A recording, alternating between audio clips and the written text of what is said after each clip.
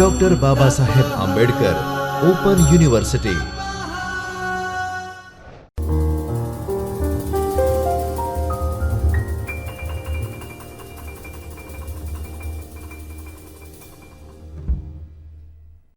Good morning, namaste.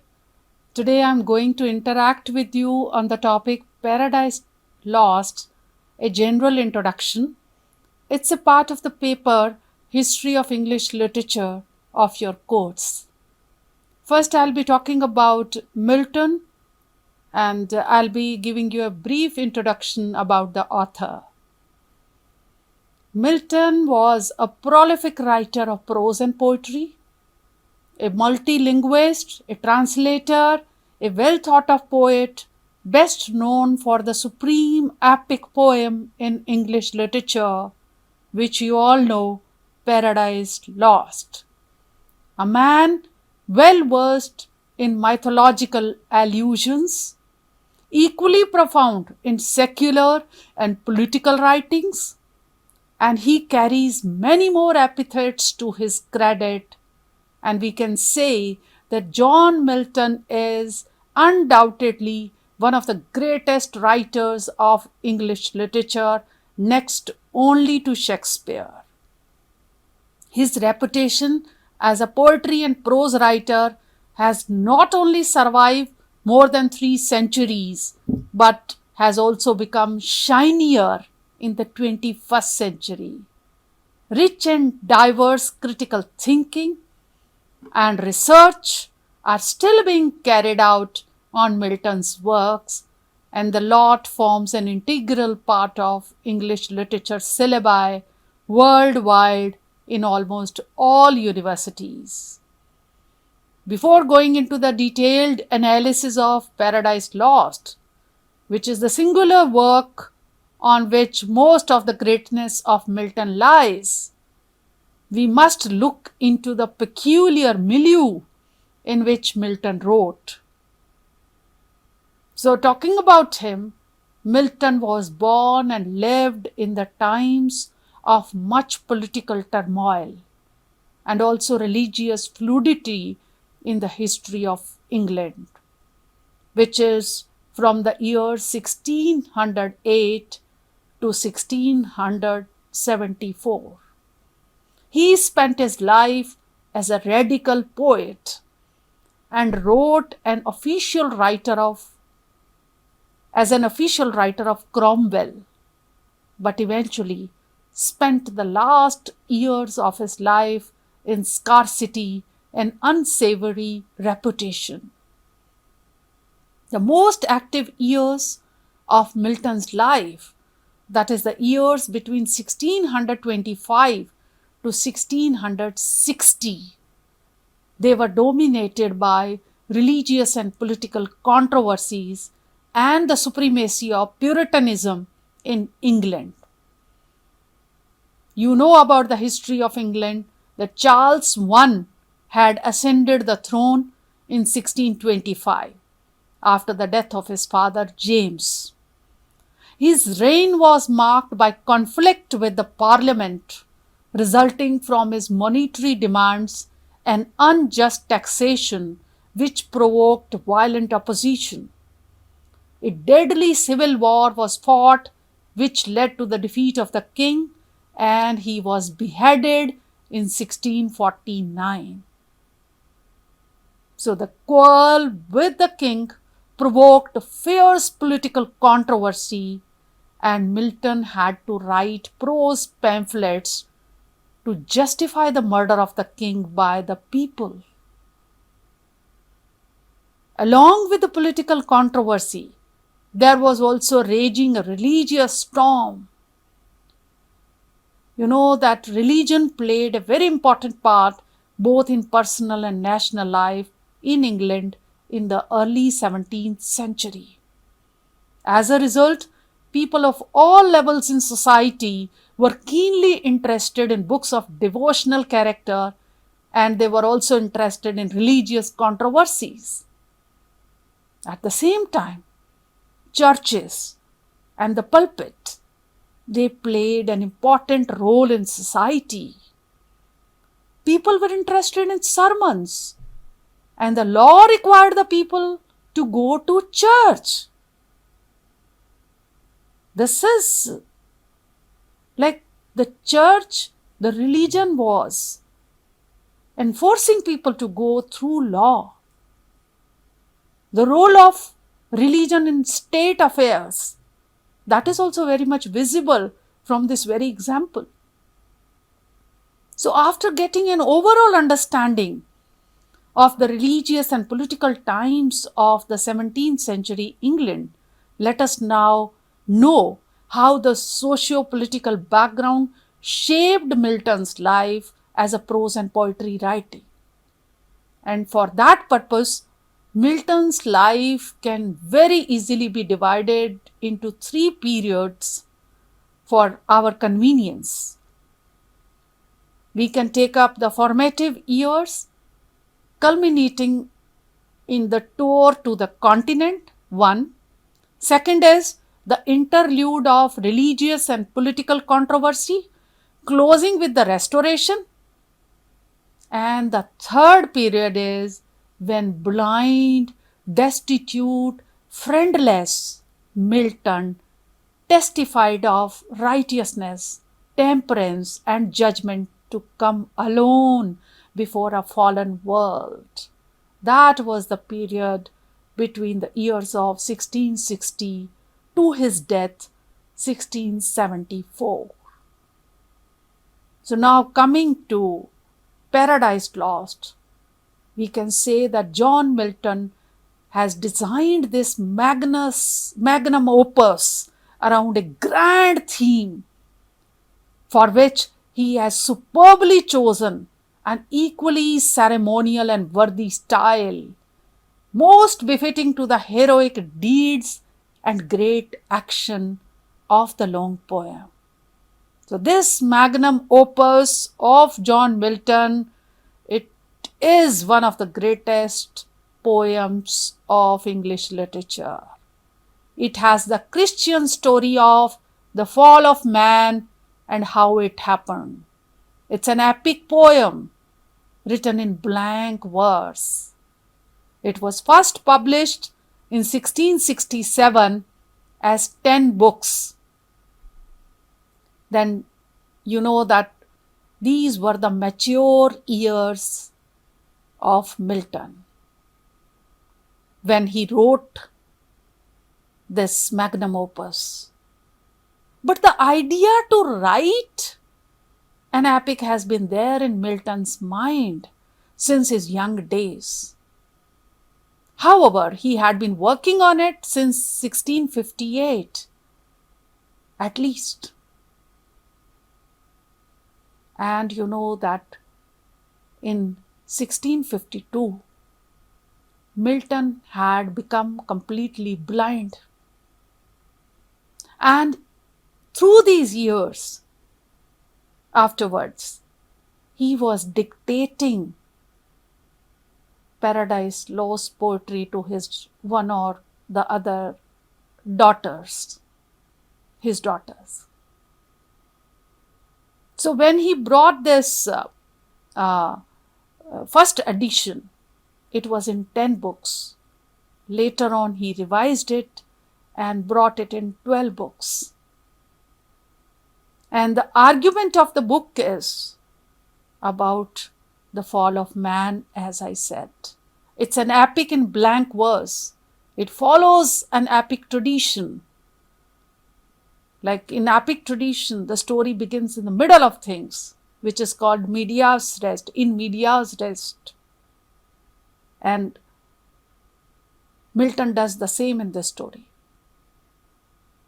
And in the second edition, he had also included the invocation and the argument, which sets the sublime theme of the poem. Epic poetry. Highest type of poetry it is. And I have seen it that it's being taught almost all the universities, wherever English honors or MA in English is taught, at least in India, that's what I've seen. And it's it's being taught in the universities world over. So now this Paradise Lost, it includes prose arguments or summaries at the outset of each book. And it has almost 11,000 lines long. Considering an epic, it is a long, but I want to give you an example here that the Mahabharata, which is an Indian epic, it consists of 2 lakh verse lines, because it consists of around 1 lakh shlokas, and one shloka is like a couplet, so it's 2 lakh verse lines. As compared to that, Paradise Lost, it consists of around 11,000 lines. Anyways, it was initially conceived as a drama, and it was to be titled as Adam Unparadised. But after further deliberation, Milton wrote a biblical epic which strives to assert eternal providence and justify the ways of God to men. This is what I'm quoting from Milton himself. To vindicate providence, Milton attempts to make its workings understandable to humanity. In accordance with epic conventions, he begins his work in the middle of it. An overview of the major characters and their involvement in the action are the prerequisites to further critical analysis of Paradise Lost. So I'm just going to make slight analysis of that. So what happens in the first 2 books? The aftermath of the war in heaven is viewed, with Satan and his defeated legions of angels having been cast down into hell, a place of incarceration where they are tormented by a tumultuous lake of liquid fire that is created. So by the end of the first book, they have been revived by Satan, under whose leadership they regroup in order to pursue their war against God, either by force or guile. Coming to the second book, most of it depicts the convocation of the fallen angels in hell. Rather than continue their warfare directly against God and his loyal angels, they choose to do so on the earth, which is the dwelling place of God's newly created human beings, whose lesser nature would make them more vulnerable to subversion. Satan, who volunteers to scout the earth and its inhabitants, departs through the gates of hell, which are guarded by 2 figures, sin and death. He travels through chaos. He alights on the convex exterior of the universe, then descends through an opening therein to travel to earth. While Satan is traveling, God the Father and the Son, they are enthroned in heaven at the outset of book 3. They oversee the progress of their adversary, Satan, foreknowing that Adam and Eve will suffer downfall. The Father and the Son discuss the conflicting claims of justice and mercy. The Son volunteers to become incarnate, then to undergo the further humiliation of death in order to satisfy divine justice. At the same time, this self-sacrifice on behalf of humankind is a consummate act of mercy, one by which his merits through imputation will make salvation possible. Because of the length of the book and the complexity and consummate artistry, Paradise Lost has been deemed Milton's magnum opus, the great work for which he had prepared himself since youth, and toward which, in his view, the God had guided him.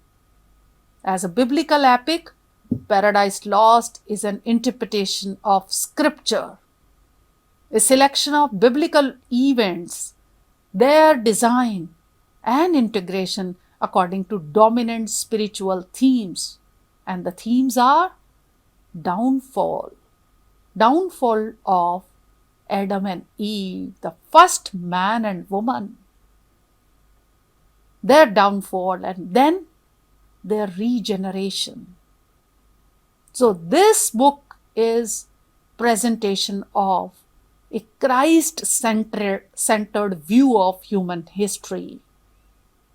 Paradise Lost is a virtual dramatization of the phenomena of temptation to create psychological verisimilitude and final affirmation about personal triumph over adversity and ultimate victory over evil.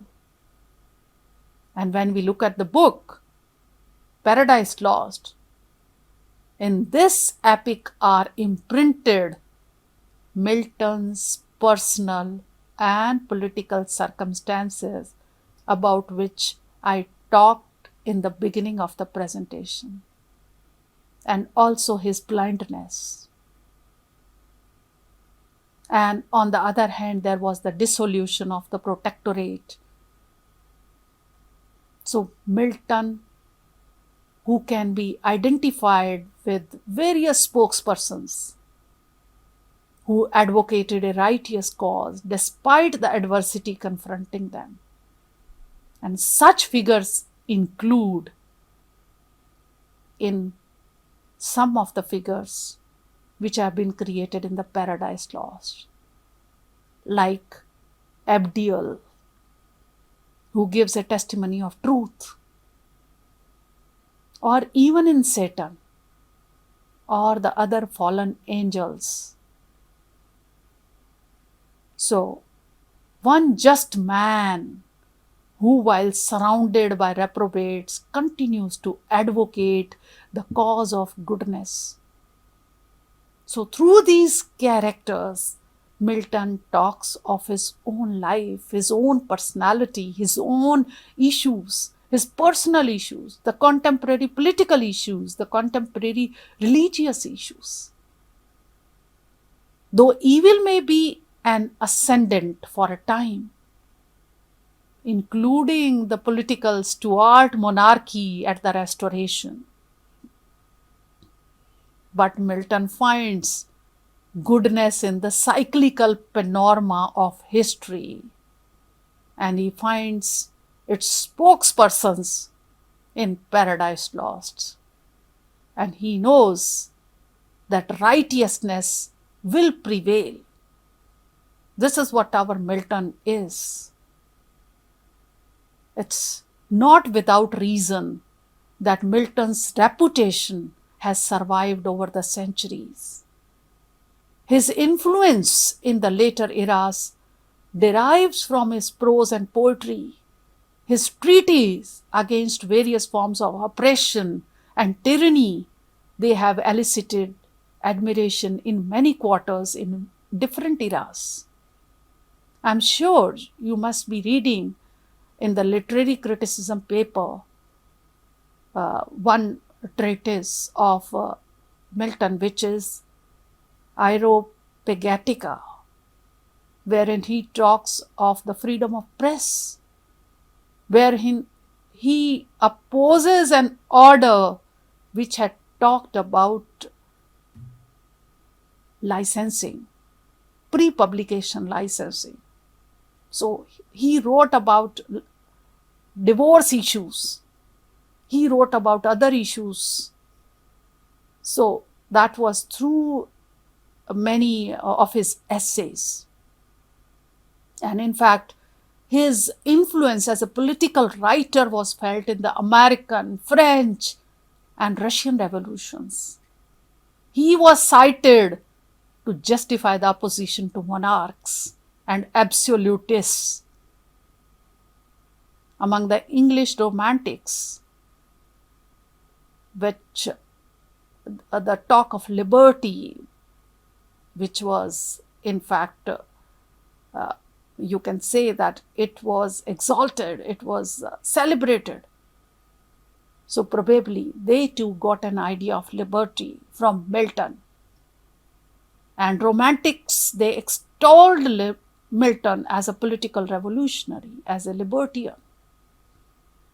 And Milton would refuse to compromise on matters of principle, even his blindness or his punishment after the Restoration.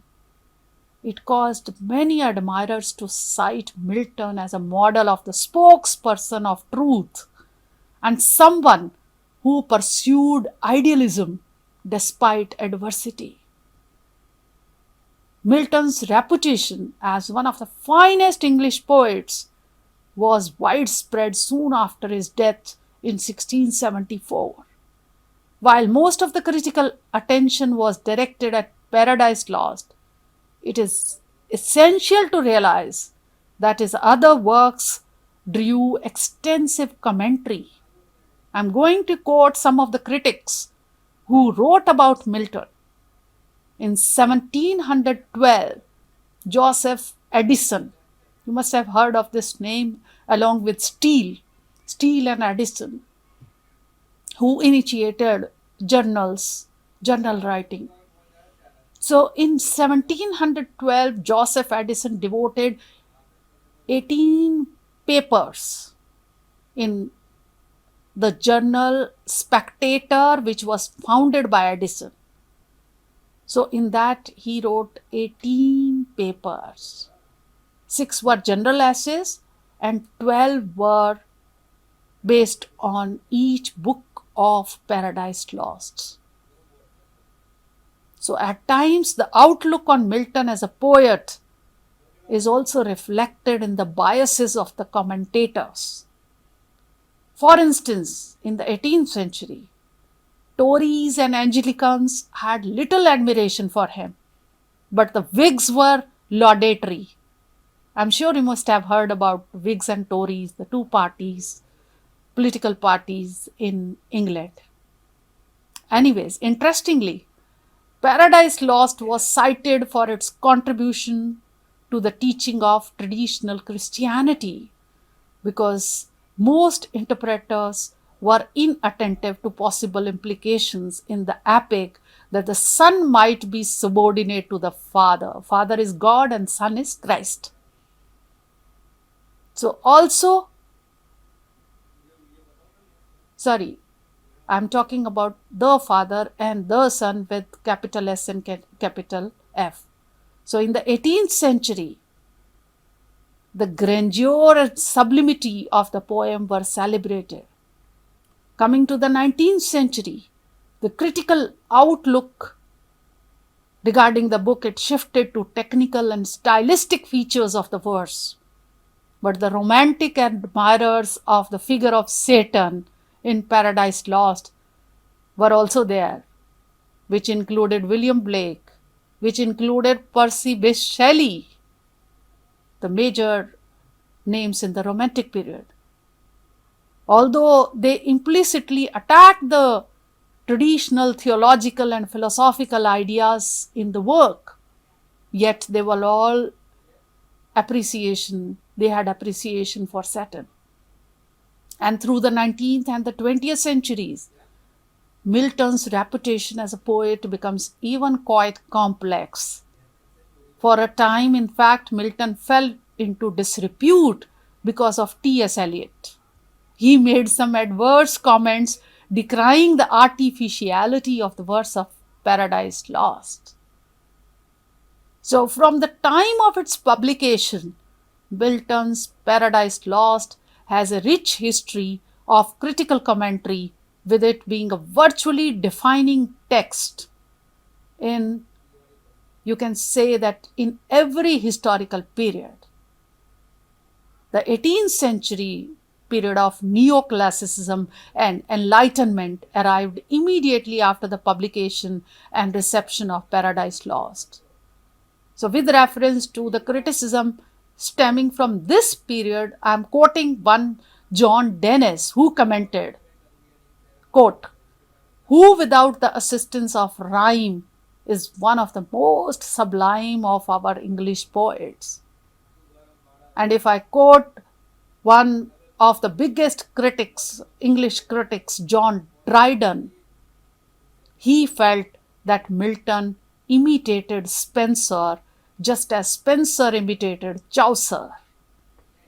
Now, coming to Voltaire, Milton was a hero, someone who performed with a superior strength of judgment that no one else had attempted before.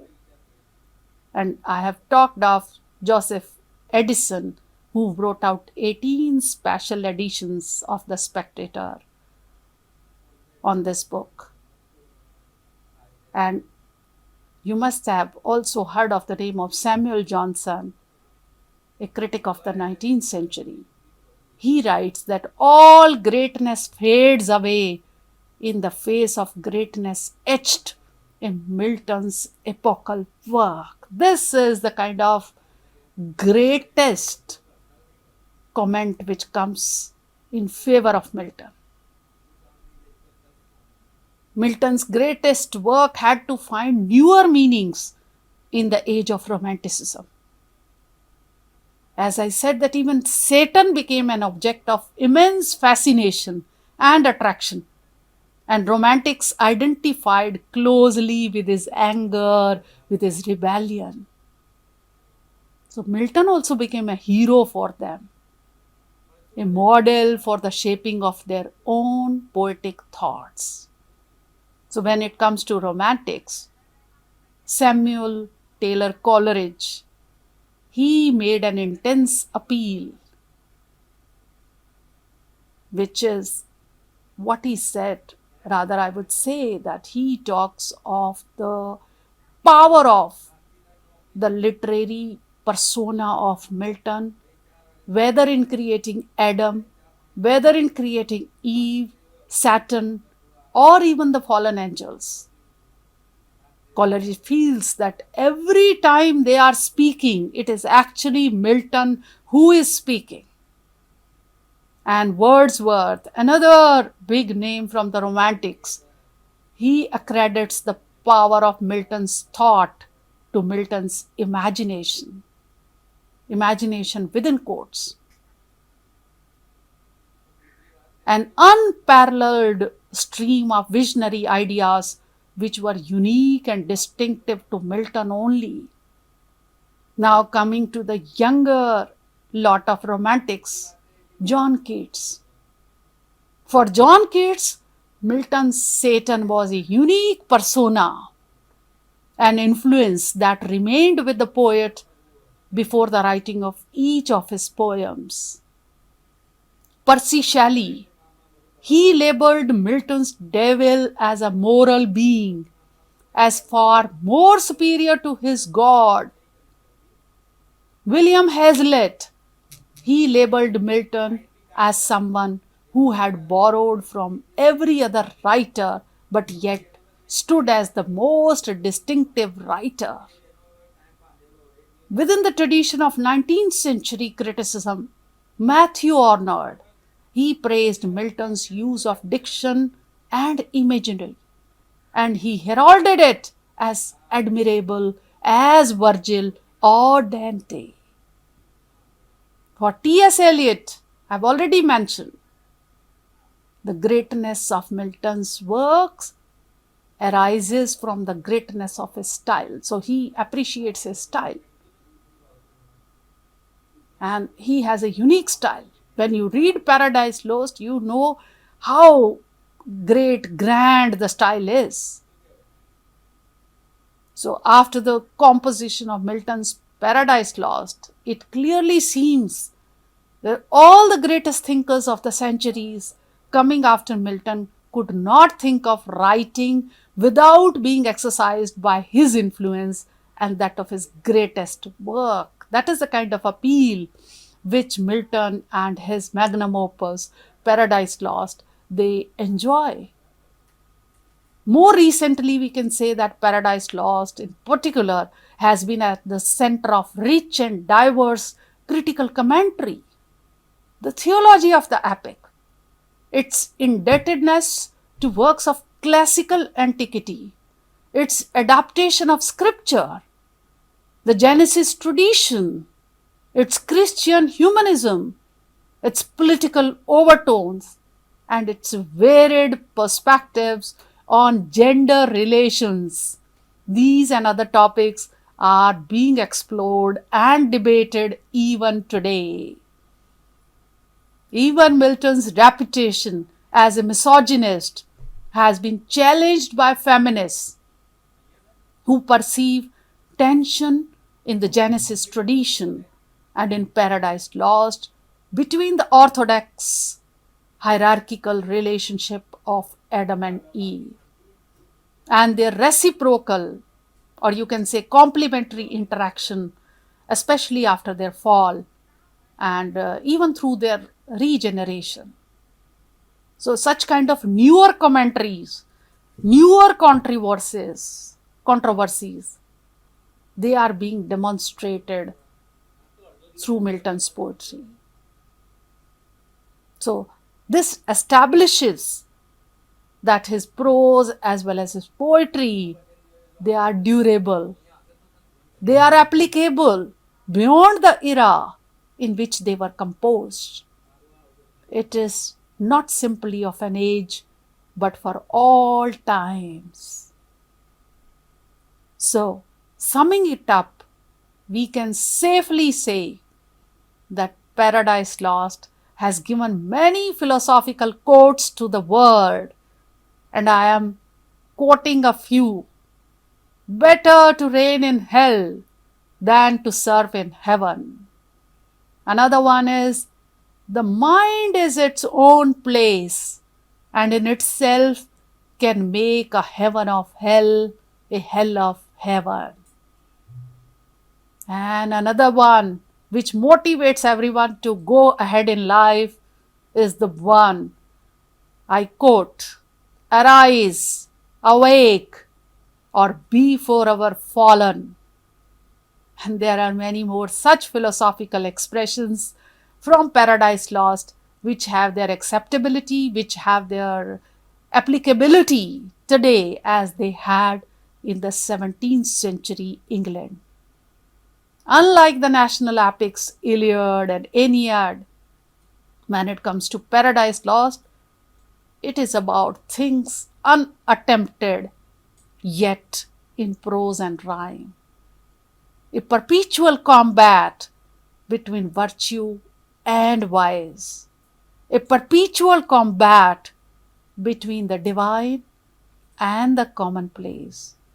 This is the tribute to John Milton and to his divine work, we can say, Paradise Lost. Thank you.